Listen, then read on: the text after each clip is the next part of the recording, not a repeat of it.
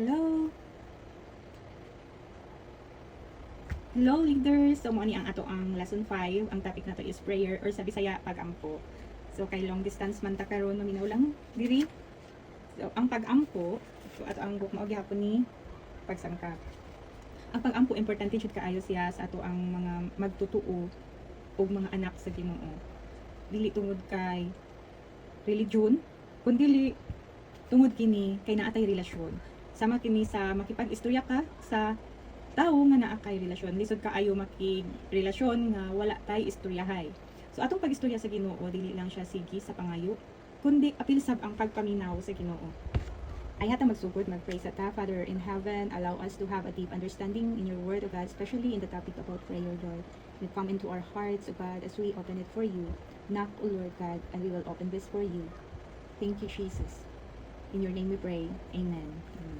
So kato, no start, nag-ampo na sabta. Ang pag-ampo, unsa man jud kini. Ang pag-ampo mao ang pakikinabi or pakig-istorya. Ang pakiginabi kay mauna siya ang pakig-istorya sa ato ang amahan. Istorya kita kaniya ug siya usab mistorya ngan hikanato. So two way di ay ang communication. Dili lang kita sige ang magstorya sa ampo, apil pud ang Ginoo mustorya siya ug maminaw sabta.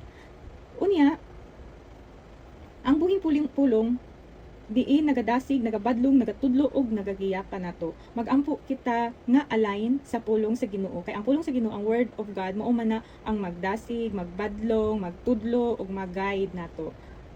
Nganong mo ampo man kita? Una, pagpalalom sa atong relasyon sa Dios. Pagpalalom means pag-deepen sa ato ang relationship dira sa Ginoo. Kanang relationship nga kadugayan magkanindot, agi na siya kay nindot mo communication sa matag isa. Dagan kayong relasyon nga nangaguba. Tungod lang kay wala na sila communication. Suway og dili ka makipag-communicate sa mga tao nga close nimo. Naagi hapon sila naramang gihapon sila para sa akong mga friends dili na may makistorya pero friends lagi hapon mi. Pwede sabi ko na pero lahi ra jud na kay na miss. Na kay wala na nahibawan siyang life. Wala na kayo may connection. So pwede ko makita mo, kumusta man ka? Dagan kay nahitabo sa iya ang kinabuhi like 1 year na. Tapos makikistorya ra ka niyag one day. Lisod kaayo catch up. Lisod kayo i-catch up. So nindot kaayo nga si Jesus, ganahan siya communication sa atoa nga real relationship gikan sa atoa. Ganahan gani si Jesus nga until eternity kauban ta so dagan siya gustong isulti sa ato. Imagine sugod pa sa pagbuhat sa langit o sa yuta ganahan na si Lord nga magchika ta ana dito sa eternity dili jud na mahuman. Ya kita karon i-ignore lang nato ang time nga makigstorya ang Ginoo dagan kitag pangutana nga sa Ginoo ra man unta ang motubag dili lang gud gihapon kang mangutana ta. Sorry na imotor ni Agi. Pagpalalom sa relasyon sa Ginoo. Sa James 4:8 ingon dito, duol kamo sa Dios og muduol siya kaninyo. Kita ang muduol. Naara si Lord. Muduol sab siya. Wala nagpasabot nga mga anak kita sa Dios lalom na dayon ta. So, katong istorya sa last topic nga walay nakaila sa Ginoo nga diretso na dayon siya ni mature. Kaning pag-ampo usa ni sa makaingon nga ma-mature ta sa atong relationship diha sa Ginoo. Na ay mga panahon nga siguro pag bag-o pa ang atong mga hilak-hilak dinhi ni Lord, hilak-hilak patungod sa problema. Pero kadugayan ang atong hilak-hilak kay hilak-hilak sa pasalamat kay naa siya bisan sa mga panahon nga naatay problema. So nindot kaayo nga maghilak ka dili tungod sa problema, maghilak nagkatungod sa iyang presensya. Ingon ana ang magkalalom diha sa Ginoo. Kung taas ang panahon sa atong ihatag kaniya, masuod nato siya pag-ayo sama sa gibuhat ni Moses o Joshua. Nindot man jud magkadugay ang atong pag-spend time sa isa kaka-relationship nato, magkalawom sab ang ato ang relationship. Imagine kung si Lord nang atong relationship in a relationship ta ni Lord. So, the Lord is my shepherd, I shall not want. Walay makulang kanato.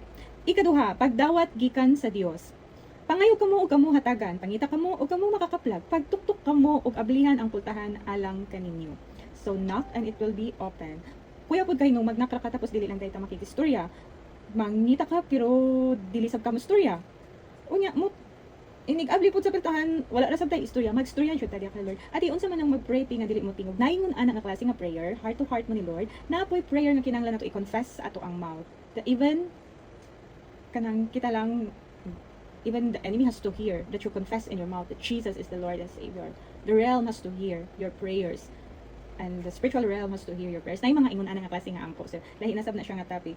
Pero kaninindot sab ni nga makadawat kag mga revelation gikan sa Ginoo pinaagi sa imong pag-ampo. Revelation ni siya gikan sa Ginoo. Especially ang mga promises sa Ginoo. Dagan kay more than 3,000 ka promises ang nakabutang sa Bible. And when you live your life because imong nadawat na nga mga promise sa Ginoo na come to life na sa imo ang kinabuhi, nindot kaayo ang kinabuhi nga naa nimo diri sa kalibutan. It is heaven on earth because salvation starts now and heaven starts here. Sige, ayaw ka mo kabalaka bisan unsa niingon diri sa Philippians 4:6 kun dili pangayuan sa Dios ang inyong gikinahanglan uban ang pagpasalamat sa tanan ninyong pag-ampo. Ang pagpangayo sa Ginoo apil na ana ang pag-ampo pero dili sabta mag-ampo nga sige lang taog pangayo apil ana ang pagpasalamat. Na ay mga prinsipyo sa pag-ampo. Nindot ni siya kay principle ni siya. Nindot ang principle sa Ginoo nga atong magbawan kay this is how the kingdom works. Una, pag-ampo sa tago. Di kinahanglan jud tanang pag-ampo nako tago. Na ay panahon nga mag-ampo ka nga ikaw ra mo na ang gitawag nga secret place. So napoy pag-ampo nga in fellowship with other believers, na pwede nga na pagsimba ka uban tanan na ay pag-ampo nga ikaw lang ug ang Ginoo date nimo na ni Lord. And that is in your secret place. O kung mag-ampo ka, ayaw pagpanig ingnon or pagka aron ingnon. Ang uban dinan sila magpakaron ingnon ana siya sa Matthew 6:5-6. So tiyan ko kamo magigantihan na sila katong mga nag-ampo nga plastar jud kaayo para ingnon o religious kayo sila. Apan kung mag-ampo kasulod nga to sa imong lawak, unya takpi ang pultahan o close the door o pag-ampo sa imong amahan. Kani siya nindot ni siya secret place jud ni siya nga klase nga pag-ampo. You really have to have a secret place sa imong ang kwarto mag-ampo ka ikaw lang usa ikaw lang ang Ginoo mag-date mo sa Ginoo. Diri ang daghan nga revelation kanang mingaw nga makadungog ka ni Lord. Dili ka makadungog siguro og audible voice o nahitabo na sa uban. Mostly ani is revelation in the word of God. In your prayer have your Bible and read your Bible. Intimate relationship with God. Ang atong pag-ampo dili para makita sa tawo nga kita Dios nun. So, naaputay, private life mo ni ato, secret life with God, our prayer life, nakita lang og ang Ginoo. Napani part 2, kay nahuman na akong 10 minutes, tag 10 minutes ra ang akong recording. Sige, see you, part 2. Part 2. Sige, ang ikaduha, ikaduha nga prinsipyo, pag-ampo nga adunay pagsabot kung kinsa ang Dios. Lahira ang mag-ampo ka nga wala ka kaila sa imong Ginoo, sa nag-ampo ka nga nakaila jud ka og kinsa ang Ginoo. Tungod ang kung mag-ampo ka nga kaila ka sa Ginoo, kaila ka sa imong kaistorya, kahibaw ka unsaon siya pag-approach o kahibaw ka sa inyong relasyon duha. Nayuban nga makaingon sila ug dunggon sila sa Ginoo mag-ampo sila taas kaayo nga balik-balik, kanang daghan kaayo sila buhaton ritual para lang makaampo. Pero tungod kay ang atong Ginoo siya nga gusto og relasyon ka nato. You can be of yourself. Kanang kung kinsa ikaw makikistorya sa Ginoo gikan sa imo ang kasing-kasing. Ayaw na dili na kinahanglan balik-balik, ritual nga daghan ka ika og buhaton. Just be you. You go to God in His presence and express yourself. So that kind of relationship. Ayaw panig-ingon kanila kay ang inyong amahan na hibalo na daan sa inyong gikinahanglan bisan gani sa dili pa kamo mangayo kaniya. Si our God is a God that knows everything. Wala pa kaniduol na kahibaw na siya. Niya ating anong kinahanglan pa man kung mag-ampo kahibaw naman dahil siya. For relationship, you talk about it, you express about it, and your heart, you show your heart about it. Kay Lord, if you want to cry, you can laugh, you can be who you are in the eyes of God, in front of God, in the presence of God. Daghang mga Kristohanon nga mura sa pagano na kasulat diri akong basahon ha. Sila nagtuo nga pinaagi sa ilang taas ug balik-balik nga pag-ampo mutubag ang Ginoo. Ang ilang pananaw sa Dios walay pagpakabana ug dili interesado mutagbo sa ilang mga gikinahanglan. Kini nga mga pangunahuna sayo. Tungod kay ang Ginoo, He really cares. He really wants to be part of your life. Just allow Him.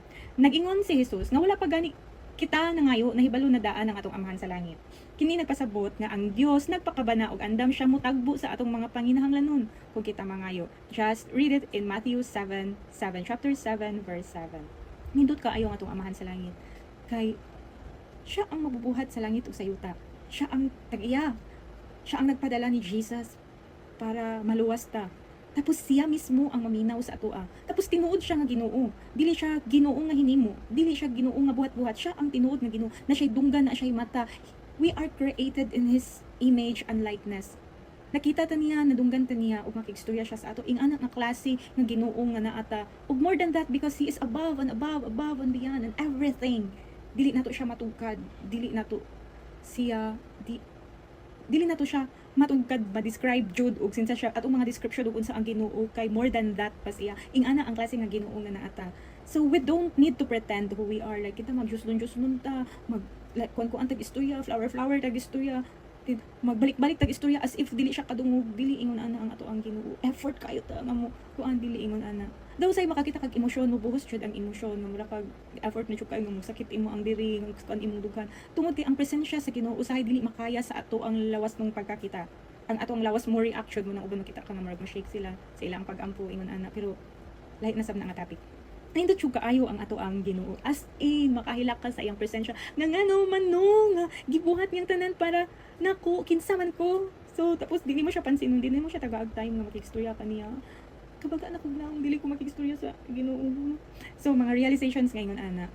And every time maanad na ka upag ikistorya sa iyang mingawon kaniya kung dili na ka makikistorya sa siya jud ang pinakadako nga missing piece og dili nimo siya tagdon. Ang Ginoo jud siya, pero ikaw kung dili nimo pansinon ang Ginoo, dili ka magampo sa iya, ikaw ang makulangan, ikaw ang magpangitag unsay kulang. Ang Ginoo jud siya, walay makulang niya. Ikatulo, pag-ampo uban sa pagtuo kani powerful jud kayo ang faith. Kay walay pagtuo, it's impossible to please God. Ang pagtuo jud sa tao, mao jud nay pinakanindot nga tanawon sa Ginoo. Kay ang pagtuo gikan guna sa heart nato.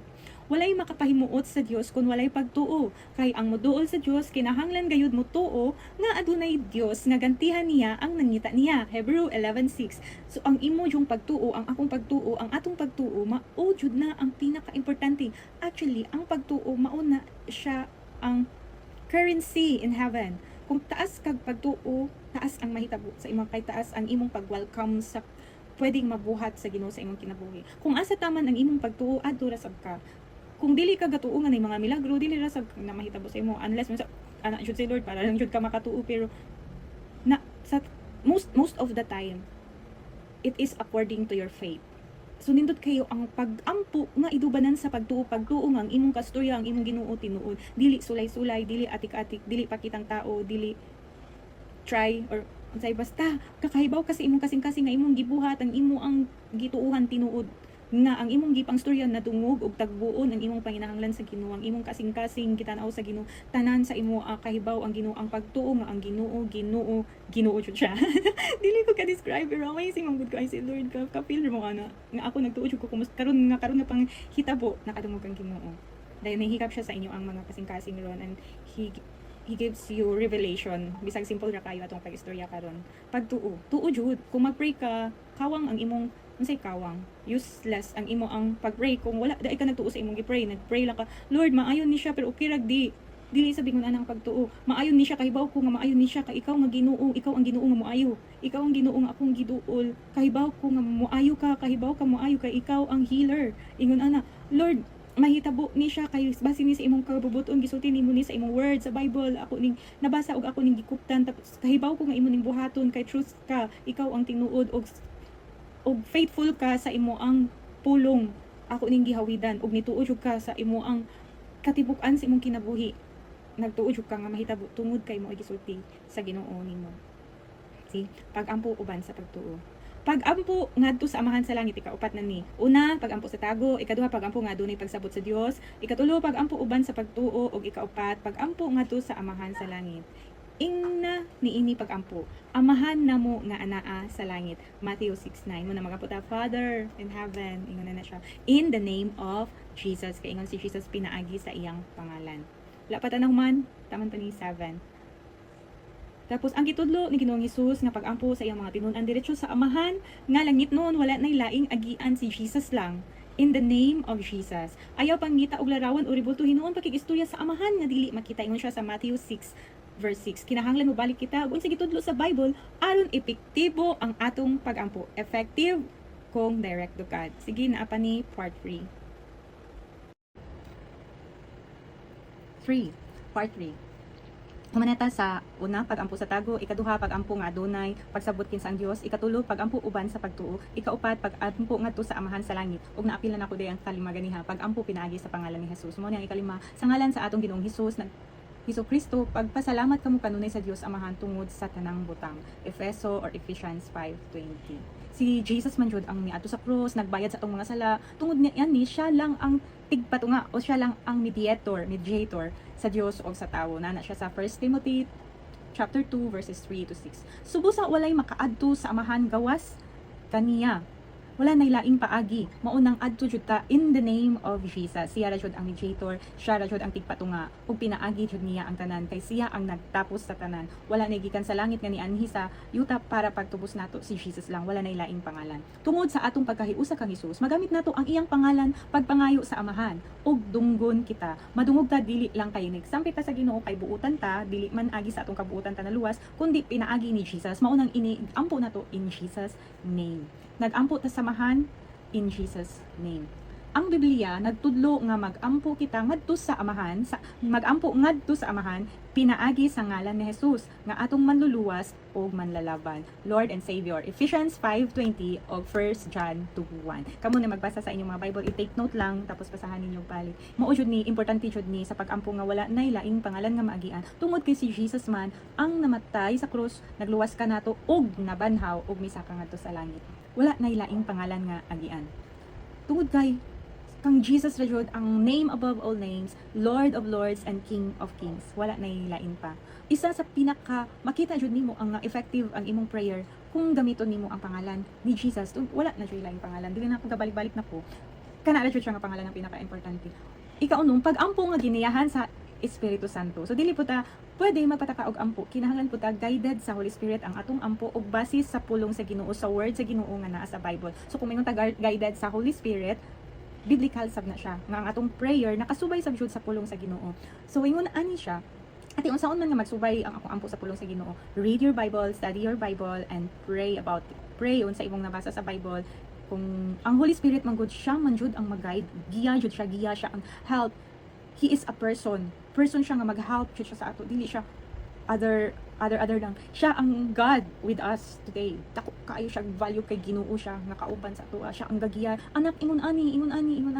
Kanga ingon ani kana ang isulti sa ato siya jud ang magiya. I-open niya ang atong heart, tagaan ta niya conviction, i-open niya atong eyes, ang atong spiritual ears, ang atong spiritual eyes ma-open diha sa Ginoo. Magiyahan ta sa atong sakto nga paglakaw, sa atong sakto nga pagampo, sa atong sakto nga pagistorya diha sa Ginoo. Sa samang paagi, ang atong pagkahuyang or weakness tabangan kita sa espiritu kay wala kita masayod unsaon nato pagampo. Roma 8:26. Kung wala unsaon na mo pagampo man ka, ask the Holy Spirit for it. Because when we receive Jesus as our Lord and Savior, ato sab nadawat ang indwelling sa Holy Spirit sa ato, so nagdwell ang Holy Spirit na sa ato. Siya ang naghatag nato conviction, siya ang naghatag sa ato agiya. Munang usahay la, ganahan ako makasabot ako sa Bible. Sa una dili pa ta Kristiyano, wala pa ta sa Ginoo.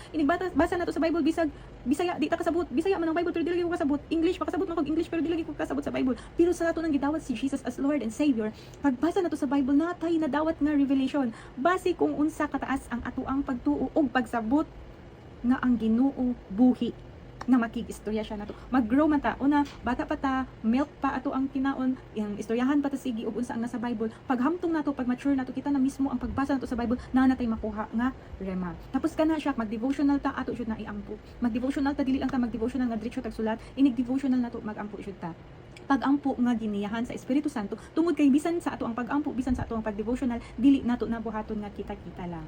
Nasa tong heart nga ganahan ta mo duol, pero pinaagi sa giya sa Espiritu Santo makaampo kag klase nga pag-ampo nga maujod nga nakasubay sa pulong sa Ginoo.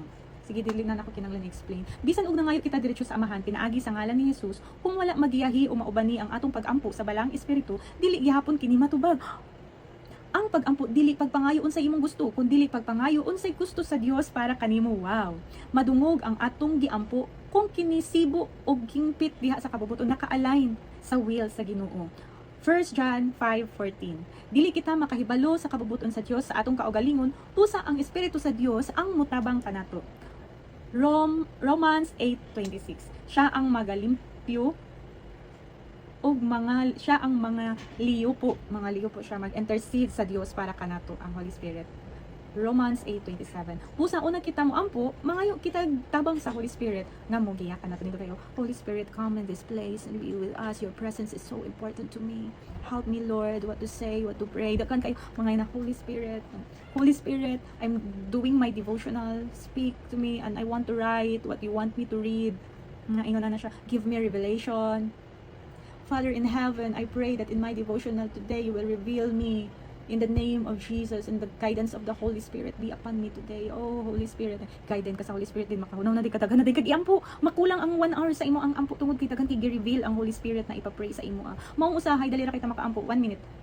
Nagdili man kinang nagtaas og ampo no, pero kung revealan ka sa Holy Spirit dagan pa kay dili lang imong ampo sa imo self, dagan kaayo siya og ipaampo og nindot pa jud kaayo ang presensya sa Ginoo inig ampo nimo. Sige, part 4 sunod. 4. Pag-ampo nga kinasingkasing. Gikan siya sa heart nga pag-ampo.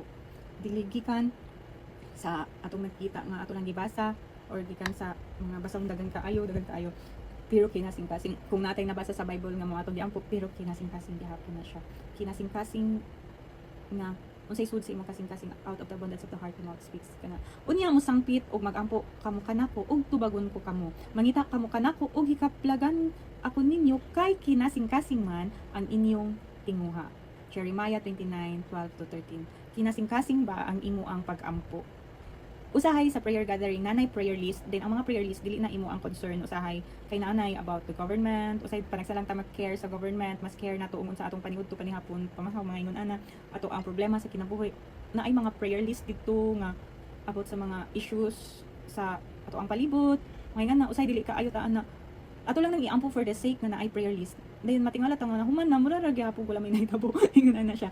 Madunggon sa Ginoo, dili sa dili makadungog ang Ginoo, kundi mo connect siya, mo align, maka-connect siya o maka-feel ka sa connection kung kinasing-kasing siya. Tinood ba siya ka nga concern or nagpakita lang siya ka para aron ingnon nga niampo ka. Nindot ka ayo kung naa-jud tay kasing-kasing sa atong giampo. Makakita ka og tawo nga naunsa siya tapos Lord, tabangi siya Lord, tabangi siya. Pagkaman, ang uban man good ka i-utter lang ang prayer for the sake nga nasa gisulti. Ay, kasi Ginoo ko pakita mong tawon. Tabangin tawon na.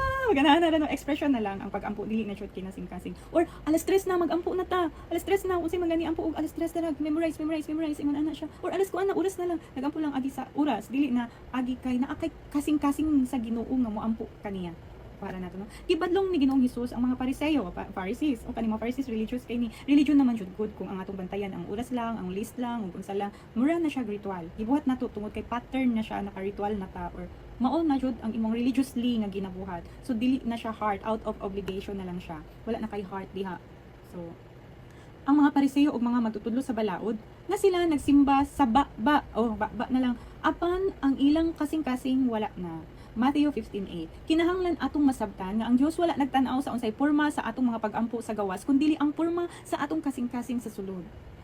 Pwede pakitang tao na lang jud ang ato ang pag-adu ug pag-ampo, pagpakita sa mga tao nga kaybaw ta moampo, nindot kita moampo, fluent kita moampo, apan atong heart layo na kaayo sa pag-ampo, layo na kaayo sa Ginoo, wala jud ay care sa ato ang giampo. For the sake na lang nga natay giampo. Mag-ana-ana ka, ana ka, Lord, thank you Lord, amazing Lord, nindot kaayo ka, pero ang imo ang utok kanunon nako, mulakaw nako, napukoy buhaton akong labunon na dagan kaayo sulod imong utok, ang imong heart na didto na kung plansya wala na tangtang mga ingon ana ang atong nagdagan sa atong utok ug atong kasing-kasing layo ra kay sa atong baba nga istorya nato. So isa sa akong mga request na Lord every time I pray, especially ug na siya i-reveal sa ko, especially kung mag-pray in tongues ko. Kung mag-pray in tongues maguta kay grabe kaayo ana ang Spirit of the Lord, enable jud sa Holy Spirit imong mouth na mag-speak. Then dili makakasabot sa imo ang gi-speak ano grabe lang jud kayo ang presensya sa Ginoo ana tapos gamiton ng imong baba. Isa sa akong pinaka-pray nga Lord, apila akong heart. Dili ko gusto nga ma-feel ko nga mature ko in the spirit but my heart is mabilin. Tungod kay dako kay kalabutan, dako kaayo og part ang heart nimo sa ministry, sa imong relationship sa Ginoo, sa relationships nimo sa mga tao kay kana man jud good ang importante. Bahalag unsa pa ka kahawod diha mang storya kung ang imong kasing-kasing layo na jud sa Ginoo.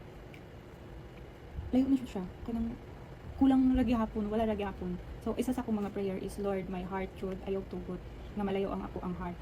Kaya bisan si Lucifer, ako tamo ingon, naman ko siya sa, duol man ko siya sa Ginoo, naman ko siya sa presensya sa Ginoo sa una.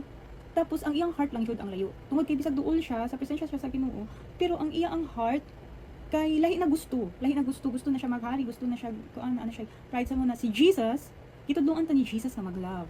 Kitudloan ta ni Jesus na may compassion. Kitudloan ta ni Jesus to love the Lord your God with all your heart, with all your soul, with all your mind. Mao nagingon ni Lord, and love others as yourself. Importante jud kaayo ang kasing-kasing. If our deeds, if our works, if our service is not motivated by love, boring ang ato ang pagka-Kristohanon. Kay nindot kaayo nindot jud ka ayo magserbisyo sa Ginoo nga naay gugma. Dili ka makapangwinta, dili ka ma-depress, dili ka makaingon nga kapoy naman ko oy.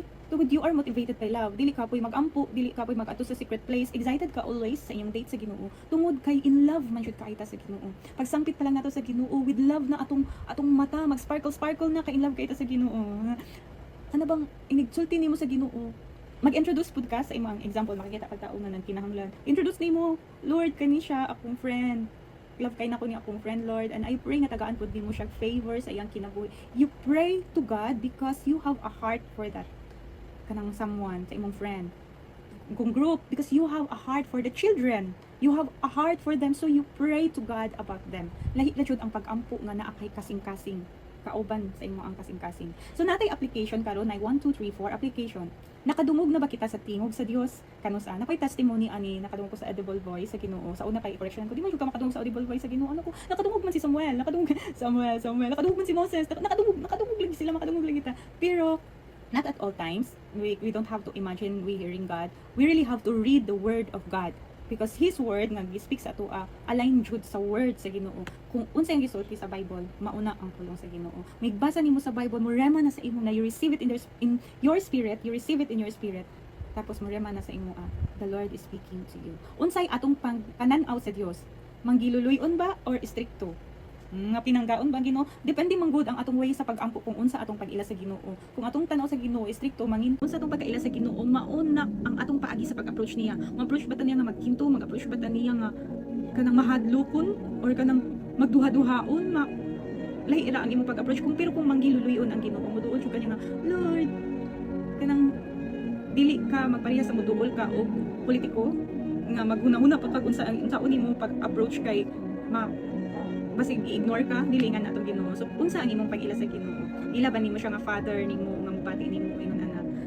Ato ni siyang i-reflect. Makasulti ba kita nga lalom na ang atong relasyon sa Dios o nga naman? Ato ani siyang i-reflect pod unsa nakalaw. Pero kung ganang tamulong sa Ginoo, magamputa o magbasa ta sa Bible, mag-devotional ta. Sa atong devotional ato jud nang iampo, Lord, speak to me here. I don't want to write my own knowledge of how I interpret your word, but I love the Holy Spirit to give me revelation this time. Tingon ana nga kasi nga devotional nga ibasa nimo sa devotional. Ako'y pagsulat ani teacher na pagsulat. Thank you Lord. Wala ka sa imong devotional. And fourth na pangutana, sa pito ka mga prinsipyo sa pag-ampo asa ang wala pa nimo ginabuhat. So pwede mo mag-send sa message sa ako ate na ako'y ganahan i-answer, na ako'y ganahan reflection, na ako'y ganahan na isulti about sa topic na to, number 5 about prayer. So let's pray. Father in heaven, I bless, O Lord God, the one that is listening this video, O Lord God.